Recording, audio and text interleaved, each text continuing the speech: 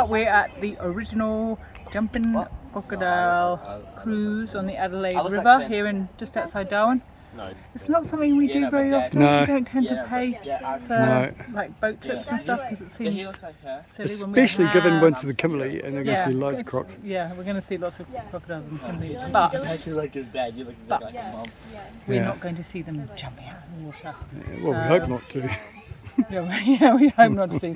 Yeah, maybe we will. Yeah. And by the way, we have a special guest star. Hey guys, it's me, Dontavius Fingerbottom, and today, welcome back to my YouTube channel, and today we have a special guest. Me, Dontavius Fingerbottom, and welcome back to my YouTube channel. Come here. Chanel. So this is Chanel, and Chanel is Dockland's girlfriend, and they're like totally tight, bro. They're like on another level, dude.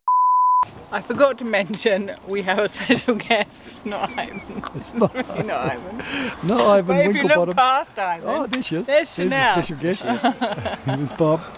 Bob the finger Chanel. puppet. Chanel, Declan's girlfriend, has joined us here. They both just celebrated their 18th birthdays. Yay. Crazily, they're both born on the same day. And Chanel's going to join us going into the Kimberley, but she's also going to join us today. Those things there on your face. Oh my I don't think God. anyone's seen those before. No, I don't wear them very often. I'm slightly short-sighted, and we are going on a crocodile cruise, and I want to be able to spot those crocodiles. And so I'm wearing my glasses. I don't like wearing my glasses very much. It does make a big difference. Wow! Suddenly I can see the world. So yeah. And I've bought my towel. Just in case I decide to go for a quick swim, I might get overheated It will out be there. a quick swim. And just a quick dip. One way or another. You never know. What I say, the weather has suddenly Cooled. changed. It's just got a whole lot cooler. We Way more arrived comfortable. here and it was so sweaty. The first 2 weeks really we have sat, I have sat with a fan glued to my face because we don't have air conditioning on the boat. Fan glued to my face and just sweating 24/7. Hideous. Can't drink enough water to replace the sweat. And then 3 days ago, it's like a light has been switched. Is there something good going on in the background there? It's like you're probably not concentrating on me because there's more fun over there. Don't worry about me, Rach. But, I'm filming you. I keep going across. What'd you get for your birthday, Ivan? Nothing from you guys, but I got these pants from Chanel, who came a month and a bit later, and still got me a present before you guys did. Don't worry, we haven't heard the end of that. Every day we get reminded. So what is that, Ivan? So this is my, I've made a little list of things I've gotten for my birthday. Here it is. I put it into sections as well, so I've got it from, so this is, this bit here, this is presents from family and friends. And then we have this is just like birthday cards, from my loving family. And so I've got that just all listed down there. And yeah. It's a busy page. Yeah, it's 2 pages. Wow. Hold this one close to my heart. Ivan and his birthdays, whatever.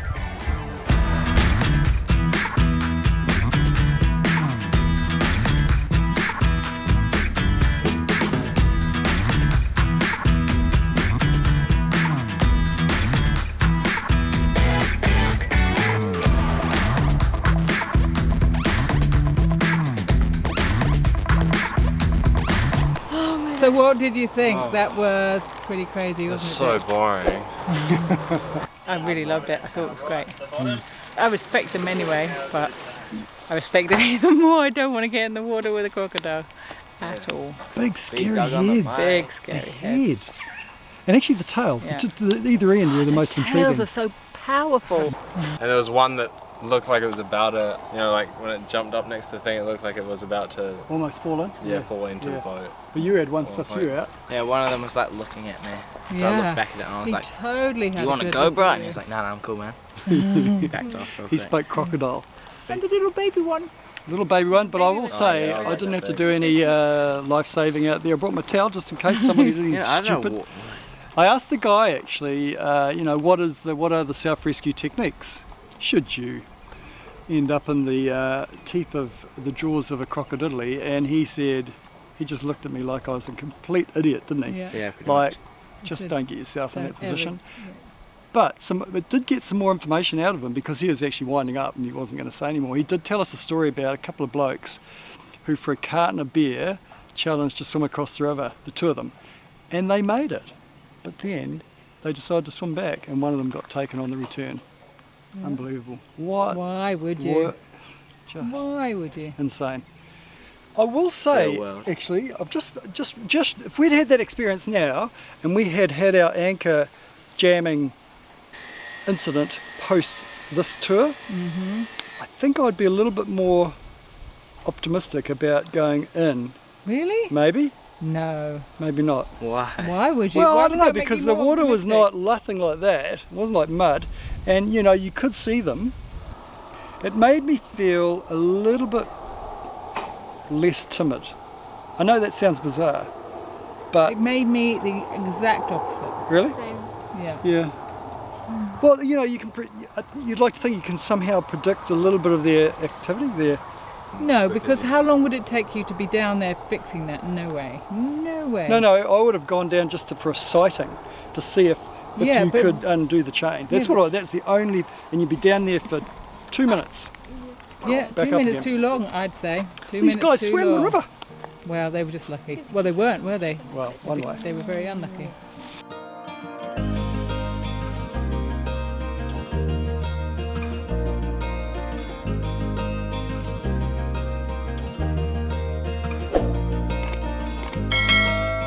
You must be careful where you choose to swim in the north of Australia.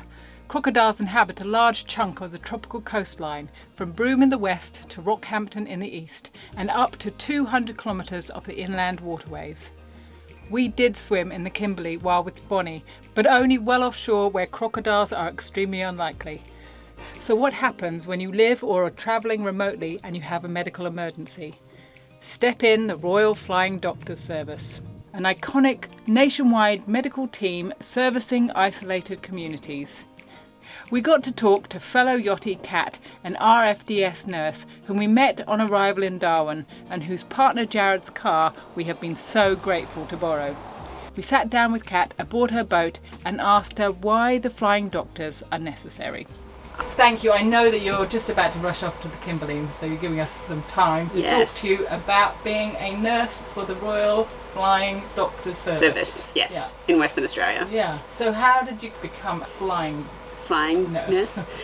So yeah, nearly 10 years in emergency, and then I've always wanted to be part of the Royal Flying Doctor Service. I think it's a pretty iconic goal for a lot of people in Western Australia to work for the Royal Flying Doctors. And yeah, I got an amazing opportunity thanks to COVID, which hasn't brought many good things for people, but it did bring me my dream job. So So why are flying doctors a necessary service? because otherwise people that live out in remote areas would just have no access to emergency care and no way of getting to where they need to be. Western Australia, as you know, is a massive area, and there's a lot of places that you can't get to very quickly by car or by any other means. So if someone gets sick out in a remote area, we will fly out and pick them up and take them to their closest big hospital, or if they're really sick and they're in a regional hospital, we will take them down to Perth or to Darwin, Yeah. whatever's closest. So you must be turning up to some quite dramatic Yeah. events sometimes. Yeah, I've been to some pretty sad cases, but I feel privileged that I'm able to be there for these people on their worst day and hopefully make it a little bit easier for them. We have a 60-minute target for takeoff for a priority 1, so that's a life threat or limb threat, and we quite regularly make it under. I think our statistics are we always make our hour unless there's weather or something permitting stopping us. Because you're flying in and you've got a patient there, does the whole community come out and... Yes, very much so, and it's actually a really beautiful thing to see. If some of the Aboriginal communities, if an elder's getting taken away, it's a huge thing for them to be leaving their local area, and kids, grandparents, like everyone comes out to the airport and waves and yells, and children can have an escort, but adults can't really. There's been very, very few occasions where they've been able to for extenuating circumstances, but generally not. So we do our best to let them come and say goodbye and take them right up to the stairs, and I think occasionally we've had them come and say goodbye on the aircraft, and then they head on their way, and we do their best to try and get them home. So we also do repatriation. So if someone were to go down to Perth with a stroke or a heart attack, and then they've had all their treatment and they need to now come back, but they're not well enough to go on a normal flight, we will bring them back. If we know that they're not going to survive the trip or they're going to die in the city, we probably wouldn't take them if that was their wishes to die on country, and would let them stay with their family and support them. We might come in and help do something if they needed it, but rather than taking them away from their land, it's nicer for them to be, if they want to. If they want to go to Perth for treatment, then of course we'd take them. But there has been occasion where it's not really appropriate. It's one of those difficult conversations that we have in hospitals all the time. Aboriginal people have always had a culture centred on their close relationship between the land and the sea. And should one tribe come into another tribe's country, they should ask for permission to use the resources on the land there. We did this often in Fiji. We would go and visit the chief in the village where we were anchored close to, and we would give him kava, and he would give us permission to use the sea and the land around his village. Today we're lucky enough to be joining a group that are going to be welcomed to country, to Larrakia country here in Darwin. They're a saltwater tribe. It's going to be a saltwater ceremony in the lagoon, safe, croc-free, right in the centre of Darwin. So my name's Richard Fejo. I'm a Larrakia man from the Larrakia tribe of Darwin.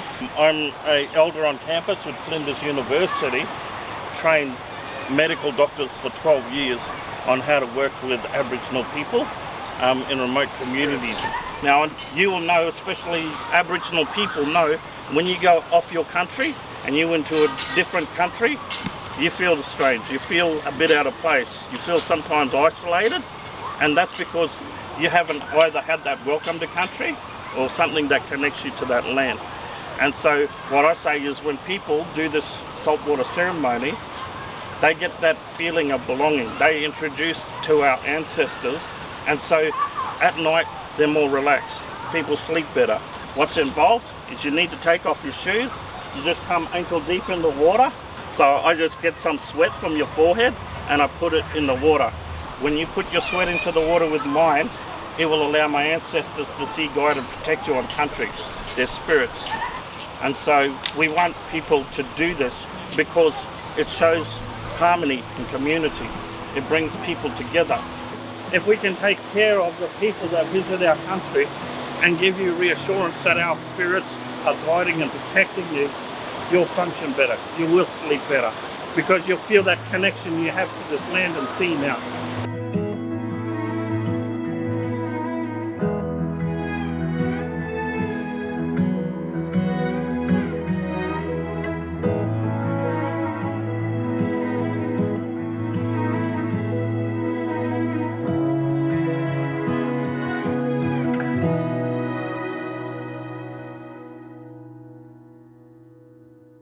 Oh, well, thank you very much. I know you're on your way to the Kimberley now. Yes, yourself. sailing Let's hope through. You don't need the services of the Royal Flying Definitely not. Doctor out there. Famous last words. They didn't need the Royal Flying Doctor Service, but they did have a catastrophic engine failure while they were in the Kimberley. After several conversations with Rob on the phone, he was able to buy the spare parts they need, and we were able to find another boat that was heading to the same part of the Kimberley that they were in that delivered the parts. Jared fixed the boat, which was all good. That's the cruising network for you.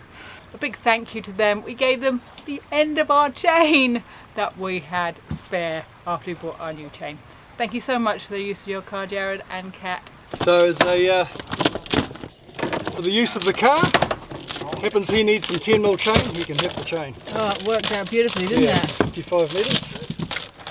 Brilliant. Well done, boys. Hey, if you liked this video, maybe you'd like this one where we had our own trouble in the Kimberley, or this one with the results of what happened to our engine when we came out of the Kimberley.